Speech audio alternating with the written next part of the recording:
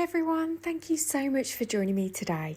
So in today's video we're going to be using another card sketch again, but this time we're going to be stepping it up. So we're going to be making it our own and doing some fun techniques just to show that when you use a card sketch it really doesn't have to be a basic card of just matting and layering. You really can make it your own and use the different techniques that you've learnt in your card making. So today I'm using these gorgeous products from alinacraft. I've got this beautiful background stamp which I'm just holding up against that paper so you can see it. I've already gone ahead and cut a piece of acetate, and then I've already picked out the pattern paper that I'm going to be using in today's card. This is the card sketch that I've chosen to use. We will be taking the measurements from this, so you can pause that and screenshot it if you want. And I'm just going to score my acetate. Now this piece of acetate measures 4 1/4 by 5 3/4, and I'm just scoring it along the 5 3/4 side at 1/4 inch. So we just want to create a little tab that's going to form our card base. Now I went to burnish it, but it wasn't quite scored deep enough, so I've just run over it again in my scoreboard, and then that's the front of our card panel created. So I'm taking this gorgeous background stamp and we're going to be using Gilding Flakes again today. Now, of course, if you don't have Gilding Flakes, you could use embossing powder. And if you've got a foil machine, then of course you could foil the acetate. So there's lots of different ways that you could try this technique if you don't have Gilding Flakes with other supplies.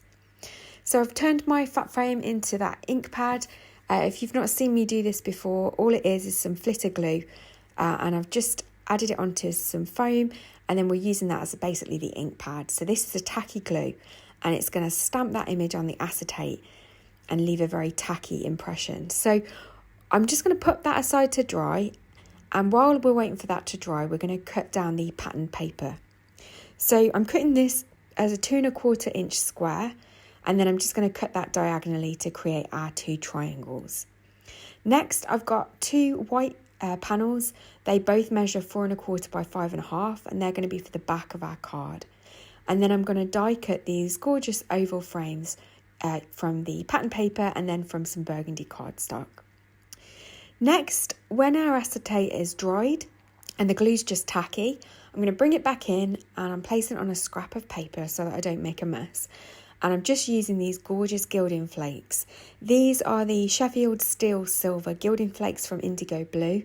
And I'm just going to add those all over the front of that acetate. It is important that you do wait for the glue to dry once you've put it on the acetate, because otherwise it just slides everywhere. So it won't take too long, maybe 5-10 minutes just for that to go. It depends how heavy-handed you were with the ink pad as always. But yeah, it shouldn't take too long to dry. And you can tell when it's dried because the milky white turns to clear. So I'm just going over it now with the Scoochy Foam, and as you can see, as I'm rubbing away at those flakes, the details coming out. Then I'm just going to wipe it over with some kitchen towel and some water just to remove off any of the Gilding Flake dust, and then you're left with this gorgeous panel. Now I did miss a little bit in the bottom left hand corner, I don't know if you've noticed, but we're going to pretend that's not there for this video. But of course, it is a homemade card, so it's not going to be perfect. But yeah, it did slightly bug me when it was finished. But this is just giving you ideas as to what you can do. So I'm just going to line the acetate up with the white panel, and I'm just going to add some red line tape to the back of that. That's just going to hold the acetate in place, and this is going to then form our card panel. So where we've scored that flap, I'm just going to fold it over and stick that down.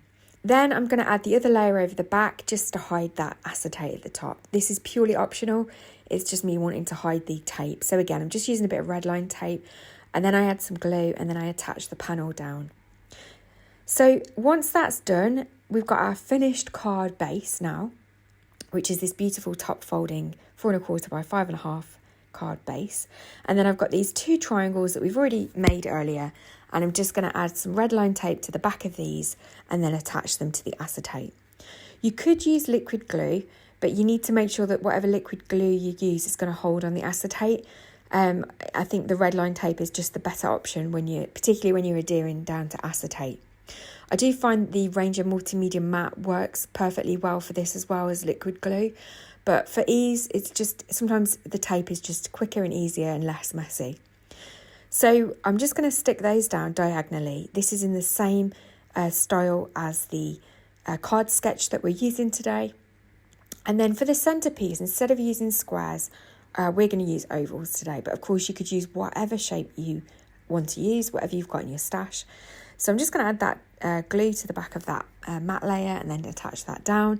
And then I'm going to pop some foam tape on the back of it just to add a little bit of dimension to the front of the card. So once I've removed the backing tape, I can then just make sure it's nice and centered on the front of the card panel. To decorate the front, I've got this gorgeous stitched butterfly die from Alina Crafts. Now, this die is designed so that you can stitch through it, but it equally looks beautiful just die cut from paper. So that's all I've done today. I've just die cut the main butterfly from white cardstock, and then the smaller panels or the decorative wings out of holographic cardstock, and I've just cut the body of the butterfly out of black. And I'm just going to pop some liquid glue on the back of that and pop it on the centre of the card.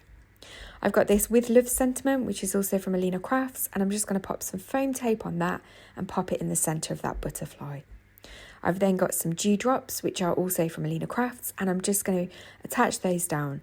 I did get in a bit of a fight with these. They're really slippy in the tweezers, so I moved over to my wax pencil. And then again, I'm just adding some quick grab glue behind those. And once the glue dries, it dries clear. Now, as you can see, my card stands up beautifully. But if you find that your acetate's perhaps not very sturdy, we're going to add a stopper to the back of this one today. I do prefer to use construction weight acetate, but I didn't have any. So although it does stand up, it is a little bit flimsy.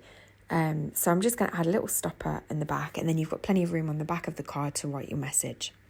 So to create the stopper, I've just grabbed a strip of white cardstock from my scraps pile, and I've just trimmed it down to 2 inches. And it's about 3 1/4 inches wide, but whatever you've got. And I'm just going to score it at 1/2 inch, 1 inch and 1 1/2 inches. Then we're just going to fold it, mountain fold, valley fold, mountain fold, and you'll get this like M shape or W shape.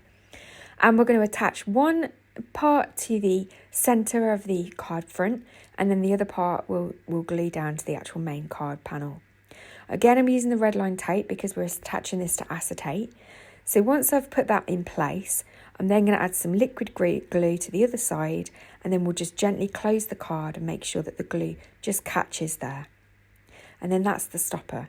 The other advantage to having a stopper in an acetate card is obviously it hides all the glue and double-sided tape on the back of the items on the front. So yeah, it's a good way of just really tidying the card up. So that's the finished card for today. So thank you so much for joining me. I really hope that you've enjoyed this tutorial. Please let me know in the comments below whether you've tried Gilding Flakes on acetate yet, and I look forward to seeing you in the next video. Thank you so much for watching. Take care.